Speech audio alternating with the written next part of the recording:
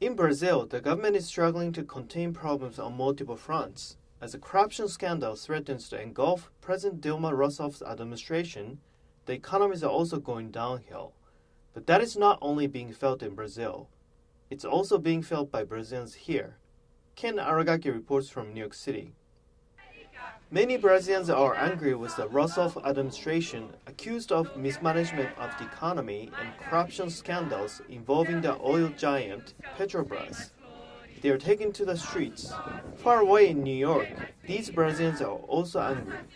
New York City is a top destination for Brazilian tourists. Many local Brazilian business owners say the sluggish economy and the weakening of Brazilian currency, the real, means fewer visitors, and that is hurting their businesses here. Karina Guimarães moved here from the small town of Barra Bonita in the São Paulo state 15 years ago. She now runs a Brazilian cafe in Astoria, Queens. She says the worsening Brazilian economy is affecting her sales. Karina has noticed customers, especially those visiting from Brazil, are becoming more conservative about spending money. Drivers that pick them up from the airport will drive here, drop them off for breakfast or lunch or dinner, whatever. They tend to come and just buy a little thing, before sitting and having a table full of food. Since last year, the value of the real has dropped dramatically. The Brazilian currency has hit its lowest rate against the US dollar in 12 years. Just in the past year, the real lost nearly a third of its value. Claudio Mattioli is a musician and often travels between New York and São Paulo. He says it's becoming increasingly difficult to visit the US. If you're making money with reais, it's hard to come back here and then it's like you're not making anything. Mattioli says more and more musicians and models who travel between the two countries are staying in Brazil longer to save money.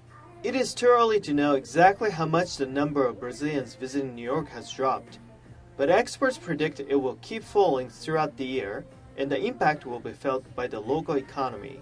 Brazilians like to come here and buy a lot of stuffs, so it's not good for United States. Also, it's not good for Brazilians because everything is more expensive for them. Aside from her business, Karina raises 2 children by herself. Her parents were supposed to visit their grandchildren this May, but because of the fall of currency, they had to postpone their trip indefinitely. I have 2 children and I have to raise them. It's really hard for me. I really want to go back to Brazil and be close to my family. I'm scared to go and cannot make it for them. Karina says the stronger US dollar is helpful for her, but she complains prices in Brazil are getting much higher than before because of inflation. For now, she plans to keep working in New York and saving more money for her family until the Brazilian economy improves. That's unlikely to be anytime soon.